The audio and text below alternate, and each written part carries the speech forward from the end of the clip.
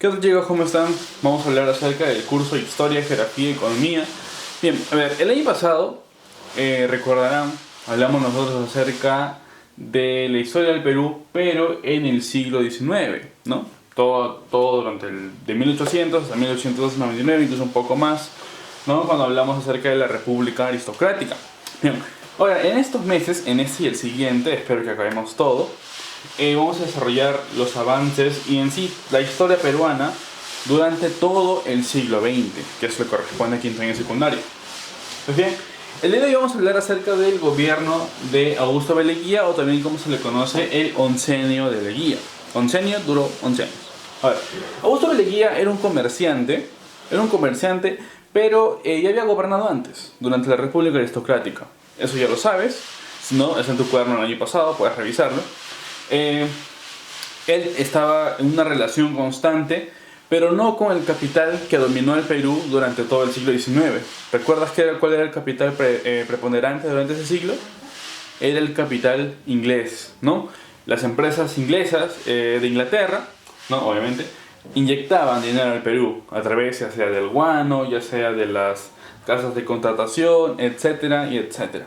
Sin embargo, en el siglo XX se va a caracterizar porque sucede un cambio, un giro fundamental. Inglaterra ya no va a ser el primer país en aportar y en intervenir en el Perú.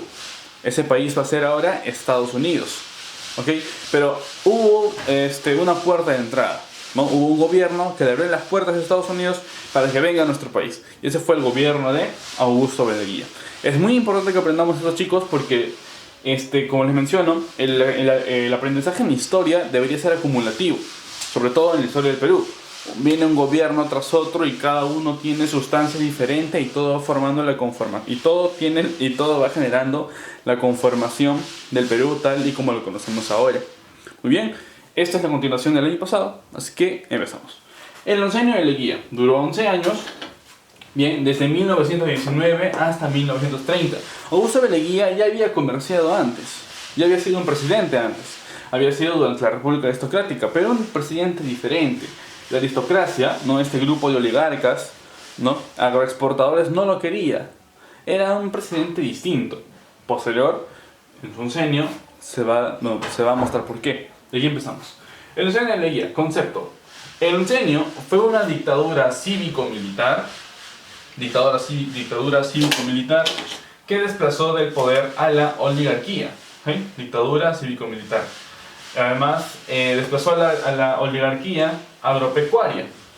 Además, esta oligarquía era agroexportadora, ¿no? Todo su dinero, toda su riqueza se basaba ¿en qué? En la agroexportación, en la exportación de productos agrícolas que ellos producían en nuestro país, lo extraían y lo vendían hacia el extranjero.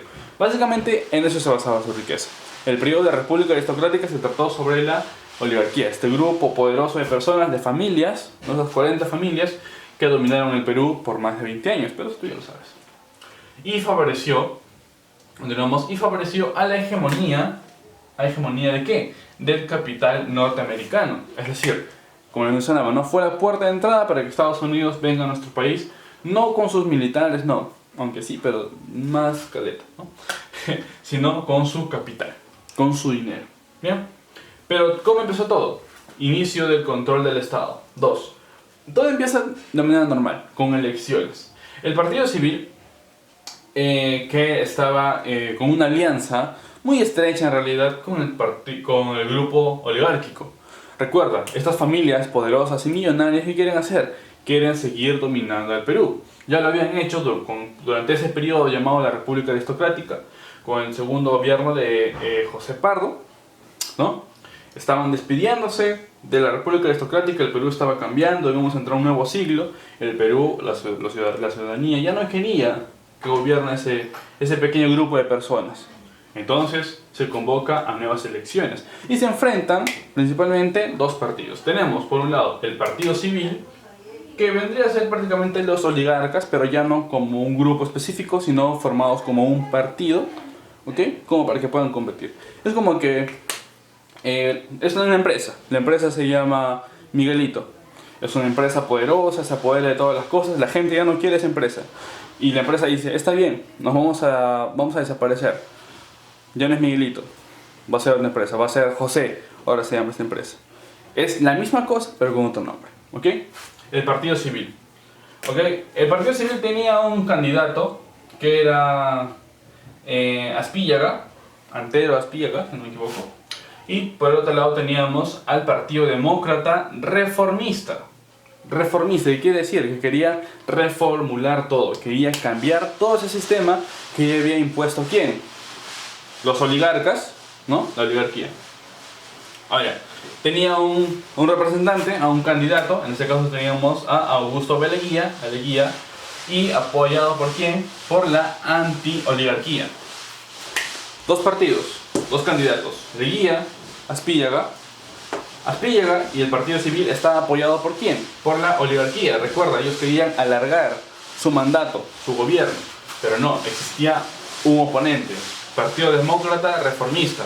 Representante, candidato, Augusto Beleguía. ¿Apoyado por quién? Obviamente, si aquí están los oligarcas, aquí están los anti-oligarcas. Entonces fue un enfrentamiento duro y parejo ahí. Ahora, estas elecciones estaban provistas para que la gane ¿quién? Para que la gane el partido oligarca, el partido de Aspíllaga. Ahora, ¿pero por qué van a ganar ellos? Porque la gente que emitía el voto, las personas que emitían el voto eran los llamados ciudadanos. Esos ciudadanos recibían beneficios por parte de ¿quién? Del grupo oligárquico. Sin embargo, los indígenas, sobre todo los indígenas y las minorías de las ciudades en nuestro país, en el Perú, no podían emitir un voto, no emitían un voto. Entonces no podían apoyar a este lado, ¿no? Que era opuesto a lo que ya se había vivido antes, en esos 20 años.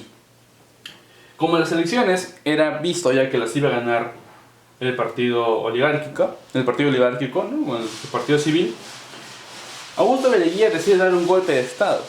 A ver, pero tú solo no puedes dar un golpe de estado, y eso ya hemos hablado antes. Él solito con su bandera no puede dar un golpe de estado, necesita apoyo, ¿no? De un grupo consolidado, de un grupo muy fuerte. Este grupo vendría a ser el grupo militar.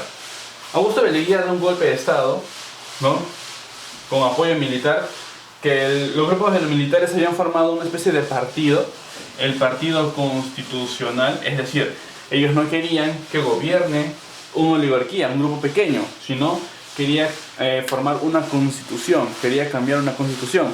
¿Qué es una constitución? Es donde se formulan todas las leyes, donde las leyes descansan. Bien, entonces se da el golpe de estado, encabezado por Leguía y este grupo de militares, y forman ¿qué cosa? La Asamblea Constituyente. En esa Asamblea Constituyente se va a elegir, una Asamblea Constituyente es transitoria, dura unos meses nada más, y se elige como presidente a Augusto Beleguía. Y además se genera una nueva constitución, la Constitución de 1920.